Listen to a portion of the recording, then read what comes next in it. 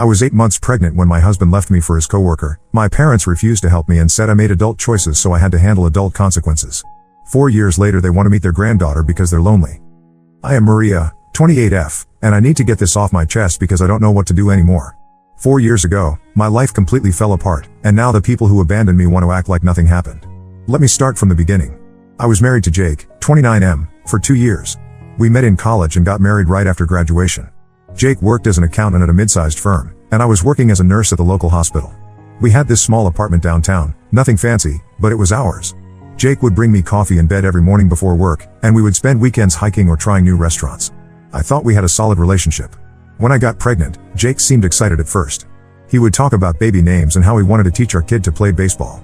But around month 4, things started changing. He began working late every night, sometimes not coming home until after midnight. He said his firm was going through a busy season and he needed to put in extra hours to secure his position. I believed him because Jake had always been ambitious about his career. During month 6 of my pregnancy, I had to stop working. The pregnancy was rough. I had severe morning sickness that lasted all day, and my doctor put me on bed rest because my blood pressure was too high. Jake said it was fine, that his salary could cover our expenses until I could go back to work after the baby came. I felt guilty about not contributing financially, but Jake insisted everything would work out. The real problem started in month 7. Jake became distant and would barely talk to me when he came home. He would eat dinner in silence, then go straight to bed. When I tried to bring up baby preparations or ask about his day, he would give short answers or change the subject. He stopped touching my belly or showing any interest in the pregnancy. I thought maybe he was just stressed about becoming a father and having to support our family alone. In month 8, I had a doctor's appointment on a Tuesday afternoon. The baby was healthy and everything looked good. I was excited to share the ultrasound pictures with Jake when he got home. I took the bus back to our apartment since Jake had been taking the car to work. When I opened the door, half of our furniture was gone. The couch, the dining table, the TV, and most of Jake's clothes were missing. I walked through each room trying to understand what happened. In the kitchen, there was an envelope with my name on it sitting on the counter. The letter said Jake had moved out and was living with someone else. He wrote that he wasn't ready to be a father and couldn't handle the responsibility. The woman he was with was someone from his office named Lisa, and they had been together for 4 months.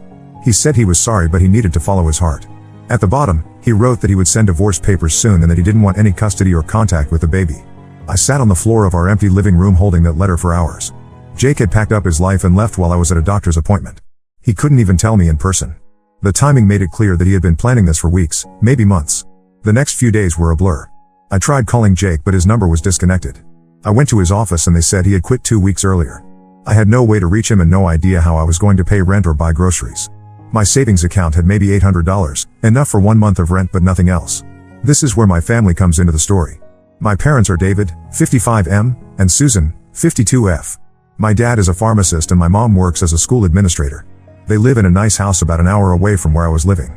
I also have a younger brother named Tom, 25M, who was finishing his engineering degree and still living at home. My parents and I never had the closest relationship, but they weren't terrible either. They were the type who believed in tough love and making your own way in life. When I called to tell them what happened with Jake, my dad said that men sometimes get scared when faced with big responsibilities and that maybe Jake would come around. My mom asked if I had done something to push him away. Neither of them offered to help right away. A week later, when I realized I was going to lose the apartment, I called them again. I explained that I had no income, no savings, and a baby coming in 4 weeks. I asked if I could move back home temporarily until I could get back on my feet after the birth. I promised it would only be for a few months while I found a job and saved up for a new place. My dad said no immediately.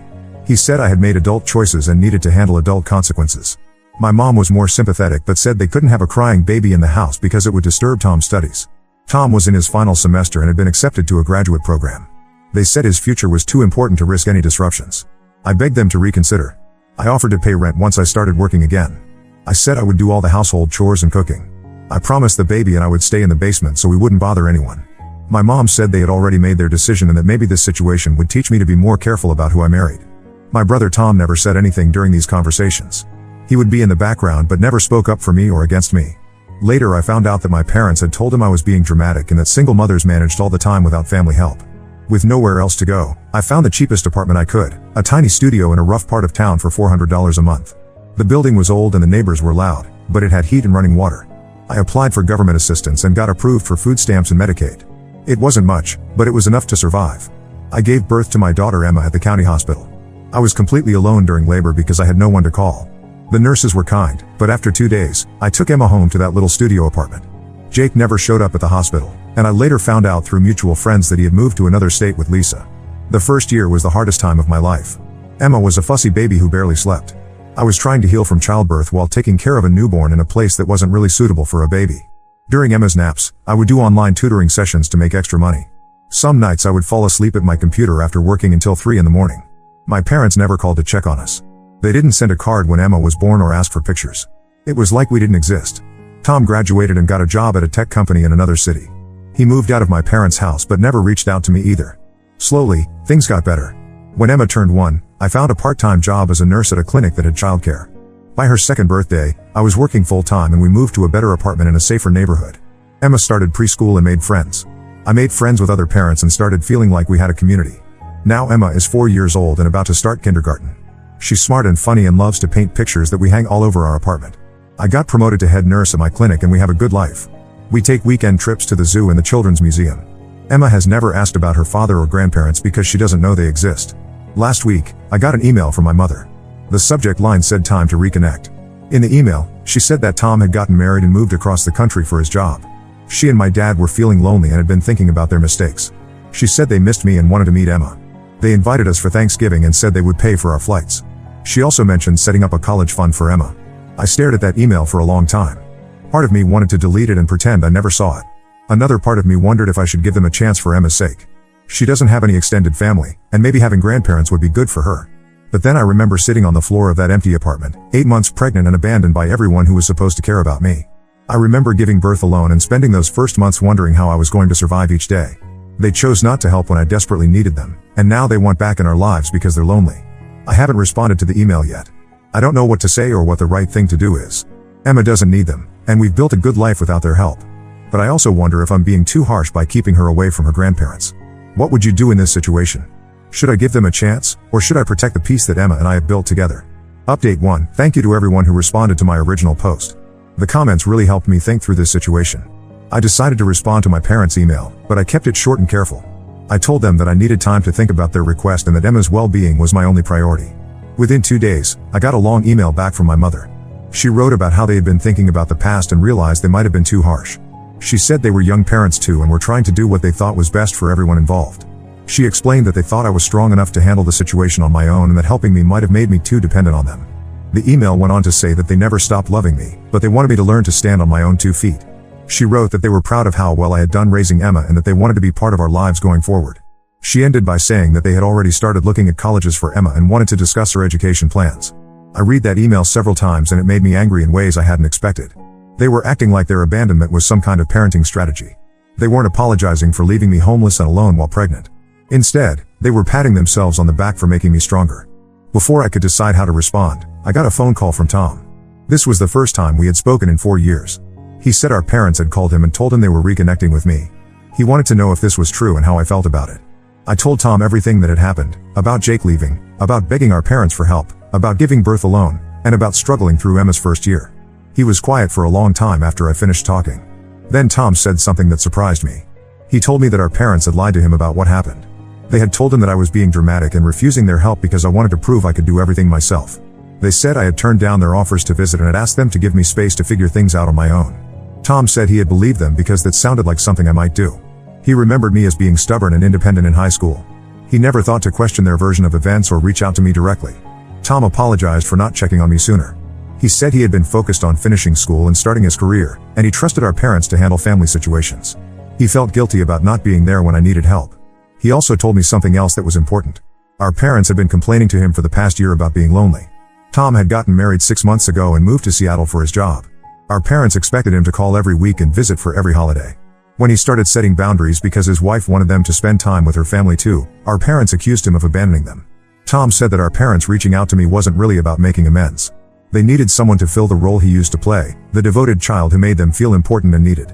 Since he wasn't available anymore, they decided to try to reconnect with me and Emma. This conversation with Tom changed how I saw the whole situation. Our parents weren't having some genuine moment of regret about their past mistakes. They were lonely and wanted attention from their children. They were willing to use Emma as a way to get back into my life. Tom and I talked for almost 2 hours. He asked about Emma and what she was like. He seemed genuinely interested in being an uncle, which was something I hadn't expected. He said he wanted to visit us soon and meet his niece properly. After talking to Tom, I decided to write back to our parents. I sent them a brief email saying that I needed more time to consider their request and that any relationship would have to start slowly. I said that Emma's needs would come first in any decision I made. My mother responded within hours. This time, her email was different. She was pushing harder and sounding more impatient. She said that I was being unfair by making them wait and that they had a right to know their granddaughter. She wrote that holding grudges was unhealthy and that Emma deserved to have all her family in her life. She also said that they had already told their friends and neighbors about reconnecting with me and Emma. She said it would be embarrassing for them if I continued to refuse their attempts to rebuild our relationship. She ended the email by saying that they were planning to drive down to see us the following weekend whether I agreed or not. Reading that email, I realized that nothing had really changed. Our parents still thought they could make demands and pressure me into doing what they wanted. They weren't respecting my boundaries or my role as Emma's mother. They were acting like they had some automatic claim to our lives just because we were related. I forwarded the email to Tom and asked what he thought. He called me immediately and was angry after reading it. He said this was exactly the kind of manipulative behavior he had been dealing with since he got married. He told me that our parents had done similar things to him, showing up unannounced, telling other people about plans he had never agreed to, and trying to guilt him into spending more time with them. Tom said he was going to call our parents and tell them to back off. He wanted them to know that their version of events from 4 years ago wasn't the truth and that they needed to respect my decisions about Emma. I told Tom not to get involved yet. I wanted to handle this myself first. But it was good to know that he understood what I was dealing with and that he would support me if needed. Now I'm preparing for the possibility that our parents might actually show up at my apartment this weekend. Emma doesn't know anything about this situation yet, and I don't want her to be confused or upset by strangers claiming to be her grandparents. I've been thinking about what I want to say if they do come here. I know I need to be firm about my boundaries and make it clear that they can't force their way back into our lives. Emma and I have been doing fine without them, and I'm not going to let them disrupt our peace just because they decided they want to play grandparents now. Update 2: my parents did show up at my apartment that weekend, just like they threatened to do in their email. I was getting Emma ready for a trip to the park when I heard knocking at my door. When I looked through the peephole, I saw my mother and father standing in the hallway with flowers and a wrapped gift. I opened the door but kept the chain lock on. I told them they couldn't come in because they hadn't been invited. My mother immediately started talking about how they just wanted to meet their granddaughter and how they had driven 2 hours to see us. She was speaking loudly and trying to look past me into the apartment. Emma came to the door to see what was happening. My mother got excited and started talking to her through the crack in the door, asking her name and age and telling her she was beautiful. Emma hid behind my legs because she didn't know these people who were acting like they knew her. I told my parents they needed to leave and that showing up without permission was not acceptable. My father said I was being unreasonable and that grandparents had rights. My mother said they just wanted a few minutes to talk and give Emma her present. Emma started asking me who these people were and why they were trying to come into our apartment. I could see she was getting scared by the tension and the loud voices.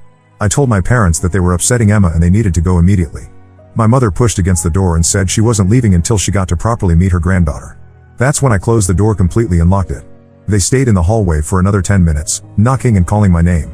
Finally, they left. Emma was shaken up by the whole thing. She kept asking me who those people were and why they wanted to come inside. I told her they were people I used to know who had gotten confused about whether they were invited to visit us. She seemed to accept that explanation, but she stayed close to me for the rest of the day. That evening, Tom called me. Our parents had called him immediately after leaving my apartment. They told him that I had been hostile and unreasonable, and that I wouldn't let them see Emma even for a few minutes. They wanted Tom to talk to me and convince me to be more cooperative. Instead of calling me right away, Tom had driven to our parents' house to talk to them in person. He told them that showing up uninvited was wrong and that they needed to respect my boundaries. He also told them that he knew the truth about what happened 4 years ago and that their story about me refusing help was a lie. According to Tom, our parents got defensive and angry when he confronted them. They said I had been filling his head with lies and trying to turn him against them. When Tom insisted that they owe me a real apology and that they needed to approach the situation differently, our father told him that he was being manipulated by me. Tom said the conversation got heated and our parents accused him of choosing me over them. They said that both of their children had turned against them and that they didn't deserve to be treated this way. Our mother started crying and saying that all she wanted was to be a grandmother to Emma. Tom left their house feeling frustrated and angry. He said it was clear that our parents hadn't really changed and that they still couldn't take responsibility for their actions. He told me that he was going to reduce contact with them until they could approach both of us with genuine respect and accountability.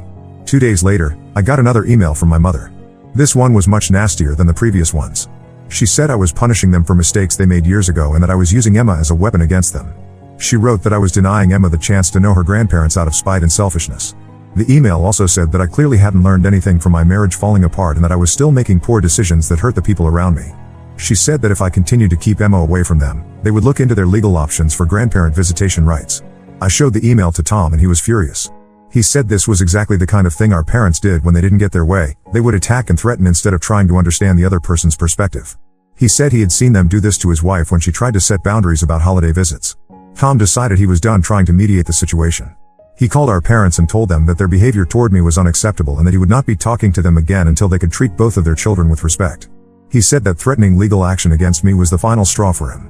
Our parents responded by sending Tom a long text message saying that he had been completely turned against them and that they were heartbroken by how their children had treated them.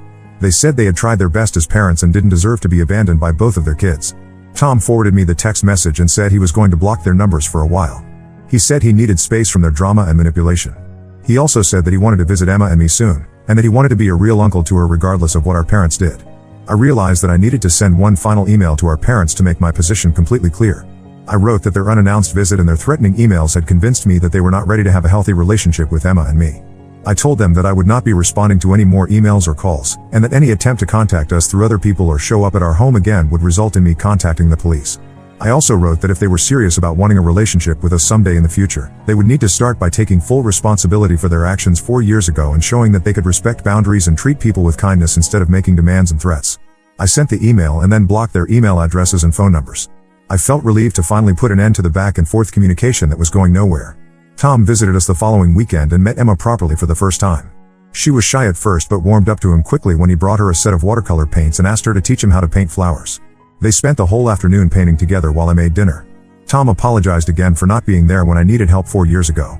He said he understood now why I needed to protect Emma from our parents and that he supported my decision completely. He promised to visit us regularly and to be the kind of uncle Emma deserved to have. Emma has been asking about Uncle Tom every few days since his visit. She wants to send him pictures of the paintings she makes and is excited about his promise to take her to see the Space Needle when we visit him in Seattle next month. For now, I feel like Emma and I are in a good place. We have each other, and now we have Tom as a positive family connection. Our parents haven't tried to contact us since I sent that final email, and I hope they've gotten the message that their behavior needs to change before any relationship is possible. Update 3: It's been 4 months since my last update, and I wanted to share what has happened since then. Our parents never responded to my final email, which I took as confirmation that they weren't actually interested in taking responsibility for their actions or changing their behavior. Emma and I visited Tom and his wife Sarah in Seattle 2 months ago.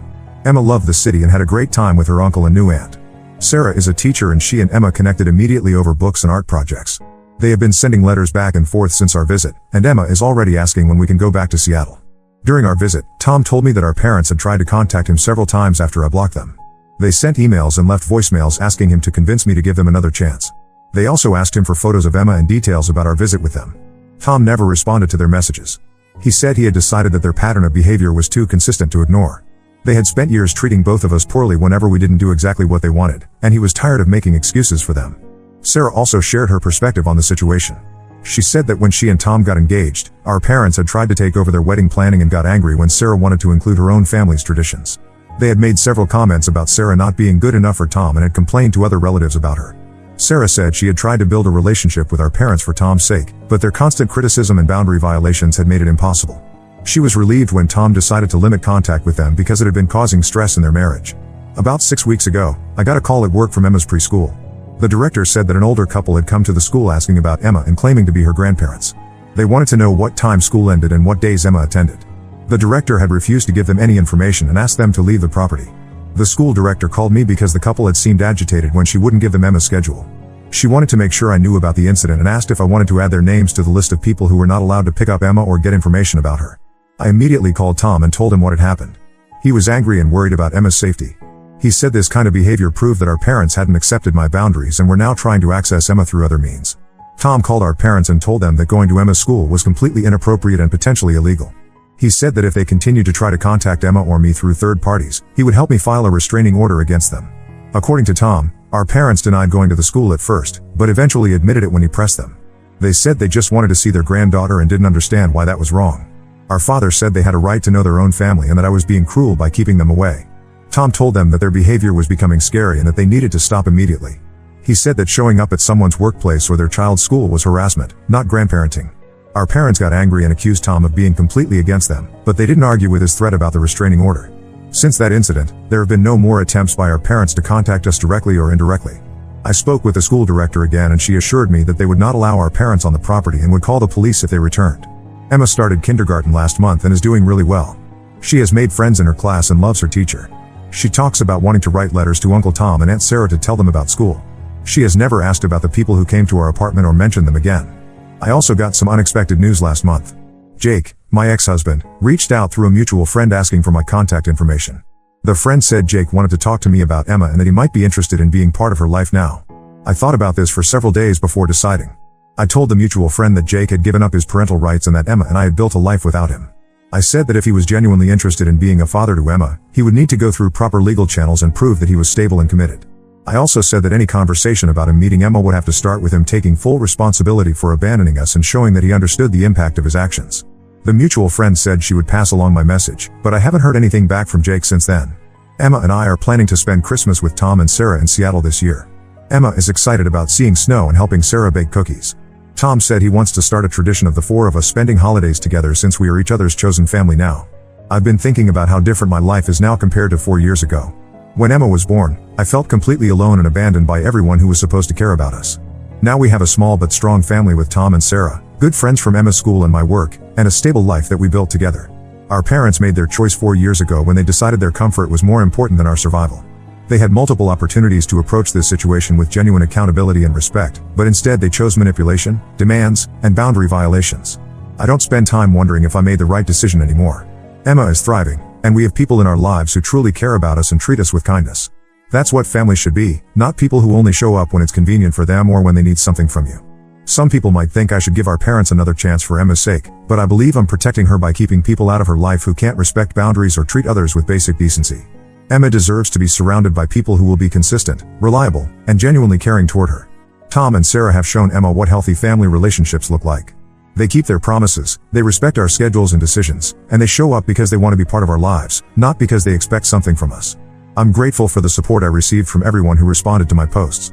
Your advice helped me stay strong in my decisions and reminded me that I wasn't asking for too much by expecting basic respect and accountability from people who wanted to be part of Emma's life.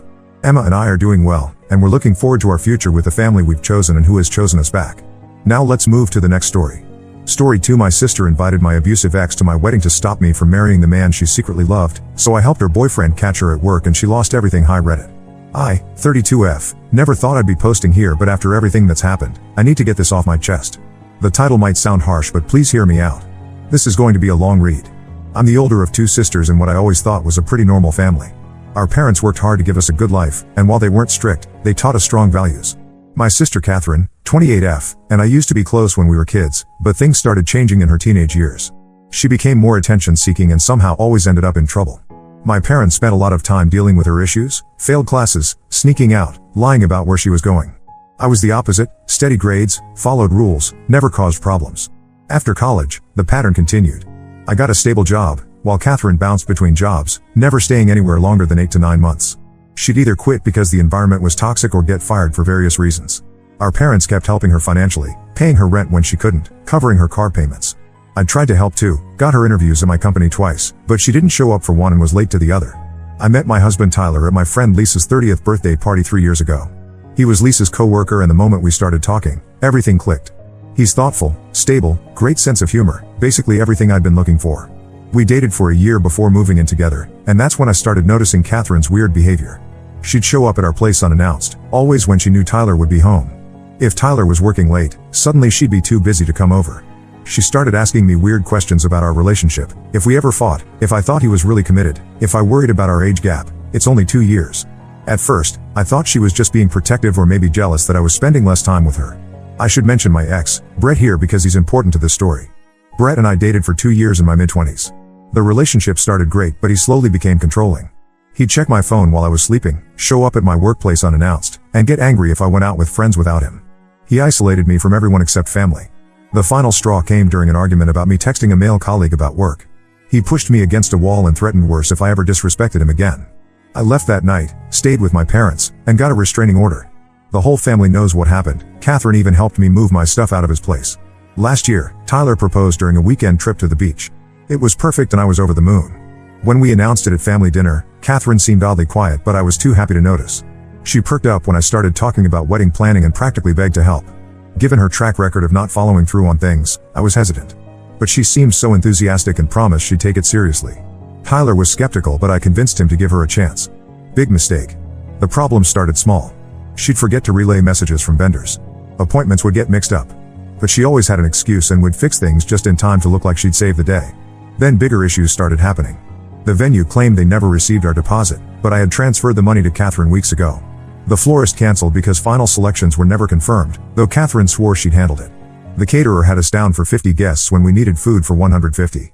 Each time something went wrong, Catherine would act devastated and somehow manage to fix it at the last minute. She'd make herself look like the hero while I was starting to feel crazy for doubting her. Tyler suggested we take over the planning ourselves, but I defended Catherine. She was my sister and I thought she was really trying to help. 2 weeks before the wedding, I caught her going through Tyler's phone at our parents' house. She'd volunteered to help set up for Sunday dinner, and Tyler had left his phone charging in the kitchen while helping Dad with something in the garage. I walked in and she quickly put the phone down, claiming she was just trying to show Mom some wedding photos I'd sent Tyler.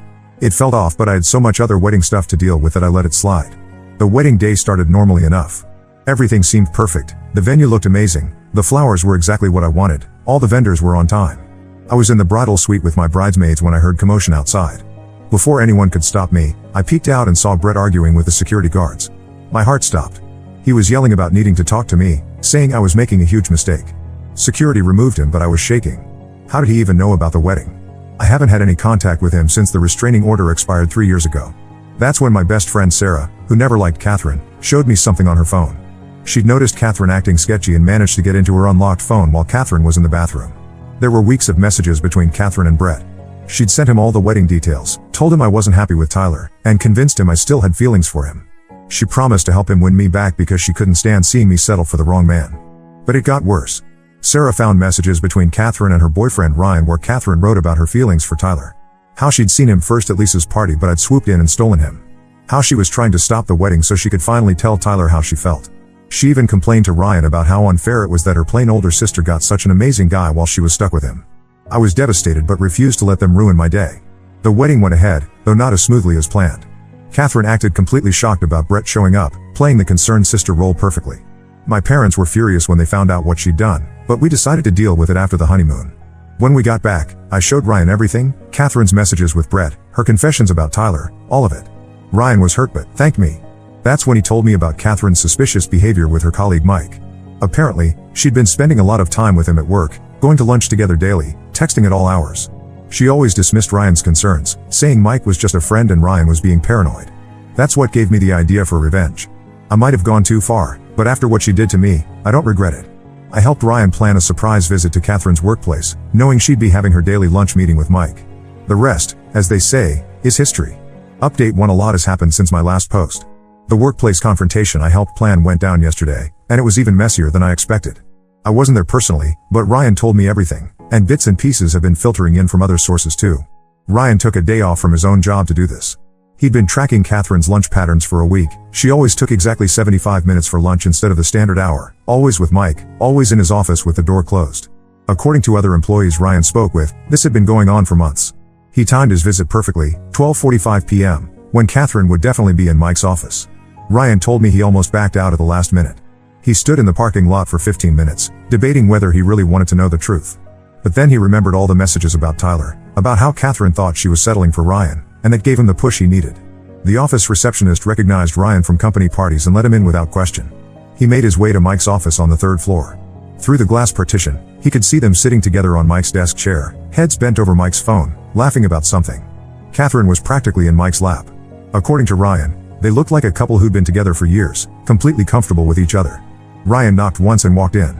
He said Catherine jumped away from Mike so fast she knocked over a cup of coffee.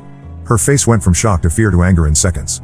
Mike just looked confused, probably because Catherine had never mentioned having a boyfriend. She'd been wearing her promise ring from Ryan. Yes, they'd exchanged promise rings 6 months ago, on a chain around her neck at work, claiming it was because she couldn't wear rings while typing. Instead of yelling or causing a scene like Catherine probably expected, Ryan calmly walked to Mike's desk.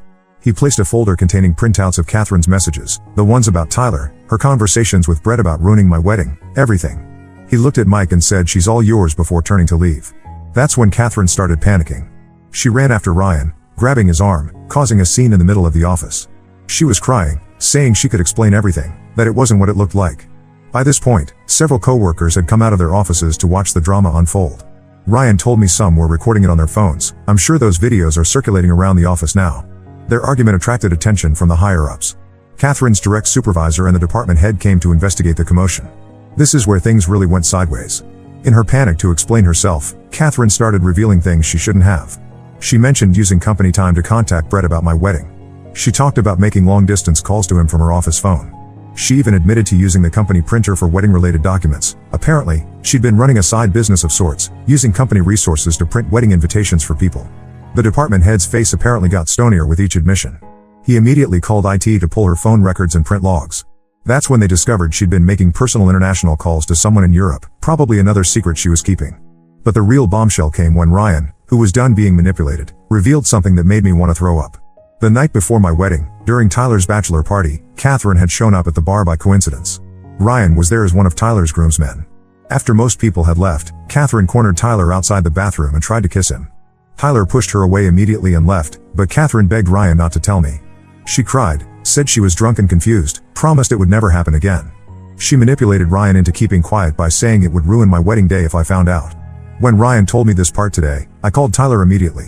He confirmed everything but said he didn't tell me because he didn't want to cause drama right before the wedding. He planned to tell me after we got back from the honeymoon. I'm not angry at Tyler, he was trying to protect my happiness on my wedding day. But I'm furious at Catherine for putting him in that position. The fallout has been massive. Catherine's bosses are conducting a full audit of her expenses and computer usage.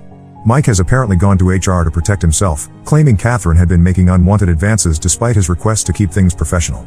This completely contradicts what Ryan saw, but I guess Mike is trying to save his own skin. Ryan moved out of their shared apartment last night. He's staying with friends until he can find a new place. Catherine's been blowing up everyone's phones, mine, Ryan's, our parents', even Tyler's. She's switching between playing the victim and threatening to expose how we all conspired to ruin her life.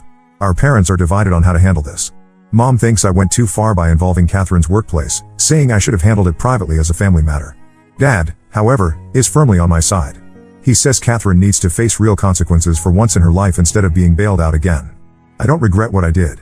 Maybe I went too far, but after what she did to my wedding, tried to do to my marriage, and has been doing to Ryan, she deserves everything coming her way.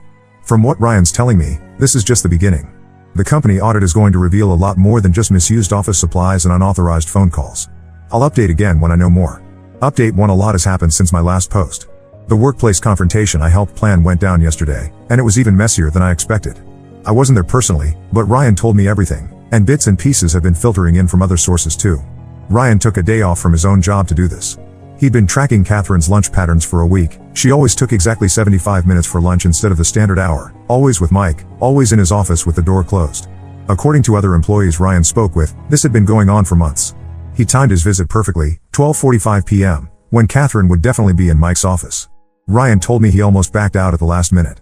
He stood in the parking lot for 15 minutes, debating whether he really wanted to know the truth. But then he remembered all the messages about Tyler, about how Catherine thought she was settling for Ryan, and that gave him the push he needed. The office receptionist recognized Ryan from company parties and let him in without question. He made his way to Mike's office on the 3rd floor. Through the glass partition, he could see them sitting together on Mike's desk chair, heads bent over Mike's phone, laughing about something. Catherine was practically in Mike's lap. According to Ryan, they looked like a couple who'd been together for years, completely comfortable with each other. Ryan knocked once and walked in. He said Catherine jumped away from Mike so fast she knocked over a cup of coffee. Her face went from shock to fear to anger in seconds. Mike just looked confused, probably because Catherine had never mentioned having a boyfriend. She'd been wearing her promise ring from Ryan. Yes, they'd exchanged promise rings 6 months ago, on a chain around her neck at work, claiming it was because she couldn't wear rings while typing.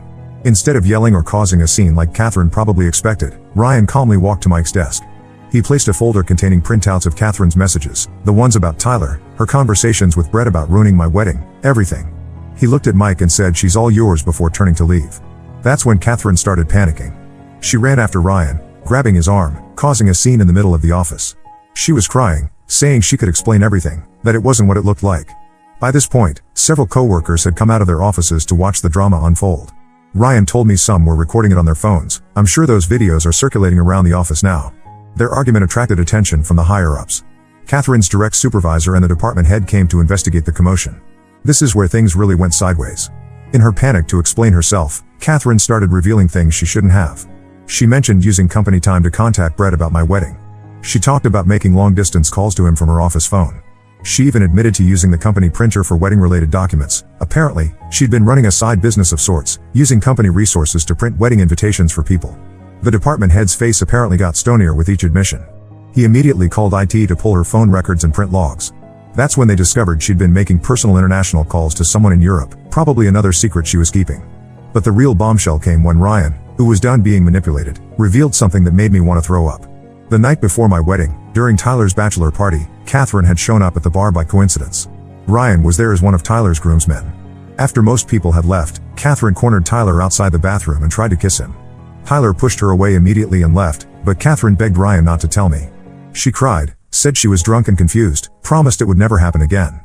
She manipulated Ryan into keeping quiet by saying it would ruin my wedding day if I found out. When Ryan told me this part today, I called Tyler immediately. He confirmed everything but said he didn't tell me because he didn't want to cause drama right before the wedding. He planned to tell me after we got back from the honeymoon. I'm not angry at Tyler, he was trying to protect my happiness on my wedding day. But I'm furious at Catherine for putting him in that position. The fallout has been massive. Catherine's bosses are conducting a full audit of her expenses and computer usage. Mike has apparently gone to HR to protect himself, claiming Catherine had been making unwanted advances despite his request to keep things professional. This completely contradicts what Ryan saw, but I guess Mike is trying to save his own skin. Ryan moved out of their shared apartment last night. He's staying with friends until he can find a new place. Catherine's been blowing up everyone's phones, mine, Ryan's, our parents', even Tyler's. She's switching between playing the victim and threatening to expose how we all conspired to ruin her life. Our parents are divided on how to handle this. Mom thinks I went too far by involving Catherine's workplace, saying I should have handled it privately as a family matter. Dad, however, is firmly on my side. He says Catherine needs to face real consequences for once in her life instead of being bailed out again. I don't regret what I did. Maybe I went too far, but after what she did to my wedding, tried to do to my marriage, and has been doing to Ryan, she deserves everything coming her way. From what Ryan's telling me, this is just the beginning. The company audit is going to reveal a lot more than just misused office supplies and unauthorized phone calls. I'll update again when I know more. Update 2: the situation with Catherine has gotten even worse, if that was possible. The audit results came back, and they're far more damaging than anyone expected. What started as an investigation into misused company resources for wedding sabotage turned into the discovery of systematic fraud. For the past 8 months, Catherine had been submitting fake expense reports for client meetings that never happened. She created elaborate spreadsheets documenting meetings with potential clients, complete with fake email addresses and phone numbers. She even forged signatures on meeting confirmation documents. The total amount she fraudulently claimed in reimbursements is over $15,000. But here's the truly despicable part: she had created a paper trail implicating her assistant, Jenny. She'd been slowly building a case to pin everything on Jenny if she ever got caught.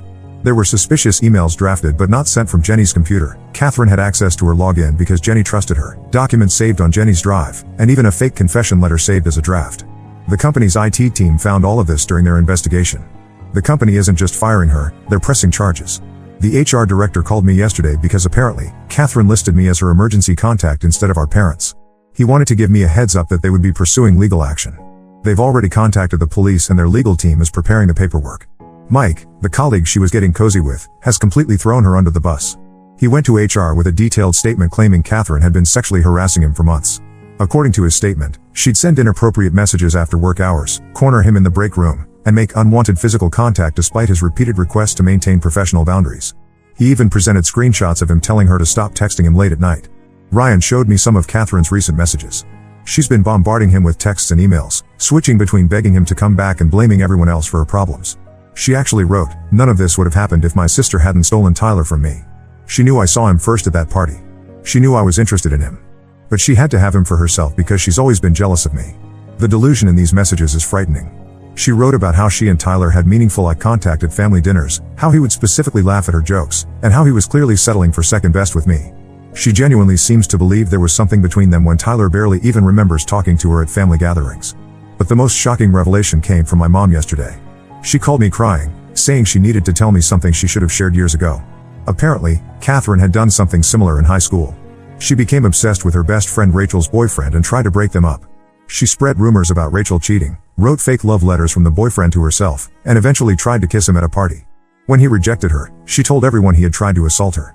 The truth came out eventually, and Mom sent her to counseling, but clearly it didn't help much. Mom blames herself for not telling me about this incident before. She thought Catherine had grown out of such behavior after therapy. She kept it quiet to protect Catherine's reputation, thinking it was just a phase. Now she realizes she should have warned me when Catherine started showing too much interest in Tyler. Ryan has moved all his stuff out of their apartment and is staying with friends. He's already started seeing someone new, a girl he met at his gym. Catherine found out through mutual friends and had a complete meltdown. She showed up at his gym, crying and causing a scene until they threatened to call the police. She tried to get our dad to talk to Ryan, but Dad refused. He told her she needed to face the consequences of her actions for once in her life. This led to another meltdown where she accused our parents of always favoring me and making her feel like she had to compete for everything. I don't know what's going to happen with the legal charges, but I do know this: I'm done with Catherine. The sister I thought I had never really existed. It was all an act, and now that the mask has slipped, I can't unsee who she really is. Update 3. It's been a month since my last update, and everything has finally settled, though not in the way Catherine probably hoped. The company followed through with pressing charges. She's been formally charged with fraud and embezzlement. Her lawyer advised her to take a plea deal, which means she'll likely avoid jail time but will have to pay full restitution and serve probation. The job loss hit her hard financially. She can't find new employment because the charges show up in background checks. Last week, her landlord served her with an eviction notice because she hasn't paid rent in 2 months. She tried applying for jobs using our parents' address to hide her current address, but that backfired when potential employers called her previous workplace for references. Ryan has completely moved on. He's officially dating the girl from his gym, Sarah, and they seem really happy together. I met her last week. She's lovely and completely different from Catherine. She has a stable job as a kindergarten teacher and a very drama-free life. The contrast with Catherine couldn't be more stark. The real surprise came when Jenny, Catherine's former assistant, reached out to me through LinkedIn. She wanted to thank me for inadvertently helping expose Catherine's schemes. Apparently, Catherine had been making her work-life hell for months, subtly threatening her job security and taking credit for her work. Jenny has now been promoted to Catherine's old position, and the company is paying for her to get additional certifications. My parents finally united in their disappointment with Catherine after she tried to blame them for everything. She showed up at their house last week, screaming about how they'd ruined her life by always comparing her to me and making her feel like she wasn't good enough. She accused Mom of favoritism because Mom helped me more with wedding planning, after Catherine messed everything up, and Dad of being controlling because he refused to lend her money for a lawyer. Last night, she showed up at our house unannounced. She was crying about being about to be evicted and needing help. Tyler answered the door while I stayed in the kitchen. She tried to push past him to get to me, but he blocked her way. That's when she started screaming that she'd always loved him more than I could, that they were meant to be together, and that he was trapped in a loveless marriage with me. Tyler, who's usually very calm and polite, told her she needed professional help and that if she came to our house again, we'd get a restraining order. She screamed that we'd regret this, that karma would get us for destroying her life. I walked to the door and simply said, "You destroyed your own life, Catherine. We just exposed what you did." Then I closed the door while she was mid-rant. I've blocked her on everything: phone, email, social media. I told our parents I'm done with her and they understand. They're not cutting her off completely, but they've set firm boundaries about not giving her money or letting her manipulate them anymore. Tyler got a promotion at work that requires us to relocate to another state. We're moving next month and honestly, it's perfect timing. A fresh start away from all this drama is exactly what we need. We haven't told Catherine about the move and don't plan to. She'll find out when we're already gone. Sometimes people say blood is thicker than water, but I've learned that toxic is toxic, regardless of blood relation. I've mourned the sister I thought I had and accepted that she never really existed. Thank you to everyone who supported me through this journey. I'm looking forward to starting our new life drama-free.